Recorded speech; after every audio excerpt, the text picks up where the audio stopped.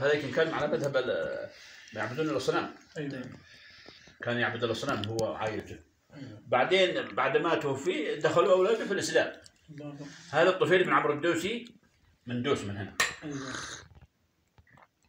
ويوم درب كان عنده تجاره، كان من سادة العرب، وكان شاعر واذا طبيب، وكان شاعر وكان كله يعني، وكان يستقبلونه دوس قريش. ايوه. كان اذا راح مكه سادة قريش ابو جهل وهذا كله كبير يستقبلونه زي ملك. الله اكبر. كان عنده يعني ايوه تجاره وكل شيء. ايوه. بعدين قالوا اسمع،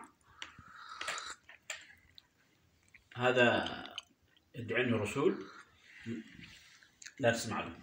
هذا كافر، هذا كاهن، هذا يعني شاعر، هذا ساحر، هذا. وطاف على الكعبه. تعرف الكفار كانوا يطوفون على الكعبه حتى وانهم ما مسلمين. ايوه. يطوفون على الكعبه.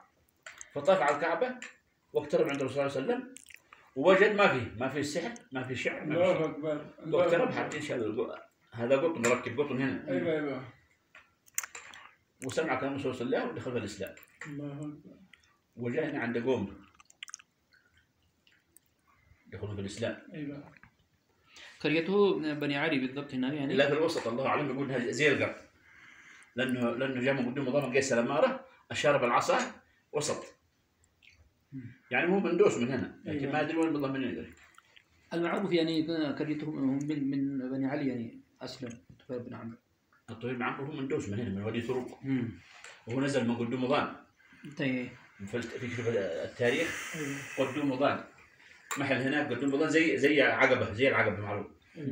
ينزل من العقبه هذا الغنم، كل دوس يرعون غنمهم في الجبل، يجي في منطقه برحه كذا، يوقف غنم، ينزل الغنم من محل ضيق. صاحب الغنم يجلس كذا، ينزل الغنم يعدوا 1 2 3 4 غنم حقه. سماه قدام ضان. دعا قوم الاسلام رفضوا. كانوا يعزون عليه ويقدرونه لكن بعدين قال انت دخل الاسلام، ما يبغى اسلام. كان في يعبدون الاصنام هنا. دول خلص صلوا اصنام جنبه. هذا الشرف هكذا. هذا الشرف. ورجع عند رسول الله صلى الله عليه وسلم، قال يا رسول الله دوس ثبت تدخل الاسلام. ادعى عليهم من رسول الله. رسول الله صلى الله عليه وسلم رفع يديه للسماء. قالوا الصحابه من حوله هلك الدوس. هلك الدوس. قال اللهم اهد دوس وات بهم، اللهم اهد دوس وات بهم 3 مرات. وأسلم، رجع عند جماعته هنا دوس، وأسلم منهم 70 بيت.